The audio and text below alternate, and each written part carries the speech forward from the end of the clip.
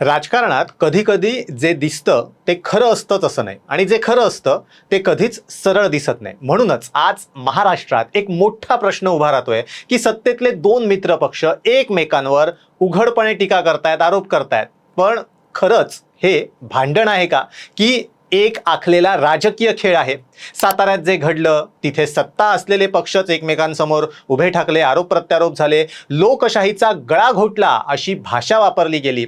आणि हे सगळं होत असताना एकनाथ शिंदे थेट देवेंद्र फडणवीसांसमोर नाराजी व्यक्त करताना दिसले. दुसऱ्या बाजूला अशोक खरात प्रकरण अचानक समोर येतं आणि त्यात शिंदे गटातील नेत्यांची नावंही चर्चेत येऊ लागतात. मग प्रश्न असा पडतो की ही सगळी घटनांची टायमिंग इतकी परफेक्ट कशी?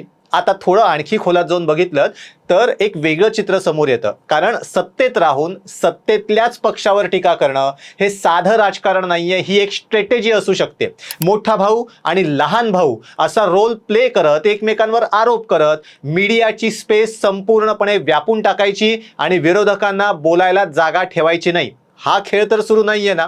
आणि इथेच एक महत्वाचा मुद्दा येतो. महाराष्ट्रात महागाई, बेरोजगारी, इंधन दरवाढ, शेतकऱ्यांचे प्रश्न, अनेक मुद्दे आहेत, पण त्यावर चर्चा किती होतीये? आणि दुसऱ्या बाजूला सत्ताधाऱ्यांमधील वाद किती मोठ्या प्रमाणात दाखवले जात आहेत. त्यामुळे काही लोकांचा असा दावा आहे की हे भांडण नाहीये तर लक्ष विचलित करण्याचा हा गेम आहे, एक नॅरेटिव्ह कंट्रोल आहे. आणि यात आणखी एक लेअर आहे.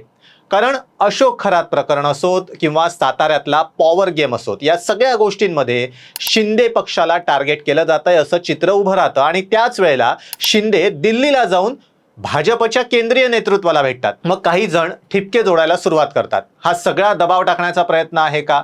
पण दुसरी बाजू ही तितकीच महत्वाची आहे. कारण राजकारणात कॉन्फ्लिक्ट अर्थात संघर्ष हा स्वतःमध्ये एक टूल असतो. लोकांचं लक्ष खेचण्यासाठी, स्वतःला वेगळं दाखवण्यासाठी आणि सत्तेत असूनही विरोधी भूमिका घेऊन स्वतःची इमेज मजबूत करण्यासाठी.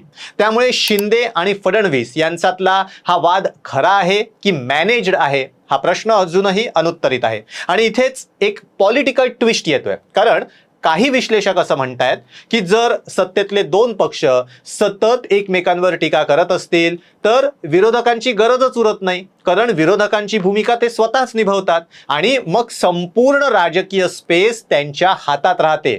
ही चाणक्य नीती असू शकते का? कधी काळी उद्धव ठाकरे आणि देवेंद्र फडणवीस यांच्यातही अशाच पद्धतीनं राजकीय वाद रंगायचे. सत्तेत असताना उद्धव ठाकरे भाजपच्या धोरणांवर टीका करायचे, सामनामधनं अग्रलेख लिहिले जायचे. इतकंच काय तर आम्ही राजीनामे खिशात घेऊन फिरतो असं शिवसेनेचे आमदार वारंवार बोलून दाखवायचे. पण प्रत्यक्षात काय झालं? 2014 ते 2019 या काळात देवेंद्र फडणवीसच मुख्यमंत्री राहिले. दोन्ही पक्षांनी 5 वर्ष पूर्णपणे सत्ता उपभोगली. राजीनामे बाहेर आले नाहीत, ना शिवसेना युतीतनं बाहेर पडली. अर्थात 2019 नंतरचा इतिहास वेगळा असला तरी सत्तेत राहून विरोध करायचा आणि विरोधकांची स्पेस खायची हे राजकारण महाराष्ट्रासाठी काही नवीन नाहीये. पण यामध्ये एक मानवी अँगल पण आहे एकनाथ शिंदे यांचा. कारण मुख्यमंत्री पदावरनं उपमुख्यमंत्री पदावर आलेलं ट्रान्झिशन ते सहज नव्हतं. सुरुवातीच्या काळात त्यांच्या नाराजीच्या चर्चा अनेकदा समोर आल्या. कधी ते दरेगावला गेले, कधी दिल्लीला गेले. म्हणजे नाराजी व्यक्त करण्याची त्यांची स्वतःची एक खास पद्धत होती. आणि आता ते पुन्हा दिल्लीला जात आहेत आणि राज्यात वेगवेगळ्या घडामोडी घडताना दिसत आहेत. त्यामुळे या सगळ्याला फक्त एक योगायोग म्हणायचं का? शेवटी प्रश्न एकच उरतो की हे जे चाललंय ते खरं भांडण आहे की एक मोठा राजकीय गेम प्लॅन आहे? सत्तेतले मित्र पक्ष खरंच एकमेकांविरोधात उभे टाकलेत का की एकत्र येऊन विरोधकांची जागा संपवण्याचा हा डाव आखतायत? आणि सगळ्यात महत्वाचं, या सगळ्यात सामान्य माणसाच्या प्रश्नांचं काय? एक बाजू सांगते हा खरा वाद आहे, सत्ताधाऱ्यांमध्ये खरंच संघर्ष सुरू आहे.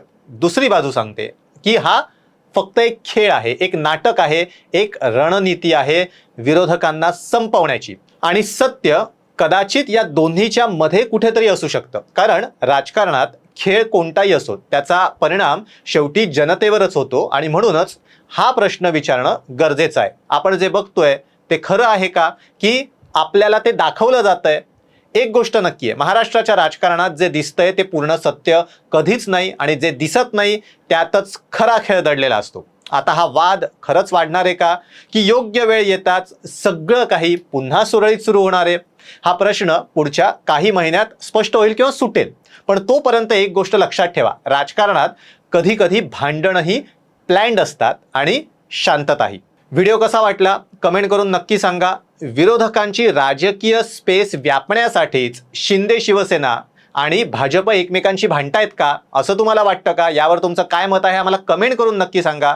व्हिडिओ आवडला असेल तर लाईक करा, शेअर करा, कमेंट करा आणि हो, टाइम महाराष्ट्राचं यूट्यूब चॅनल सबस्क्राईब करायला विसरू नका. व्हिडिओ बघितल्याबद्दल धन्यवाद.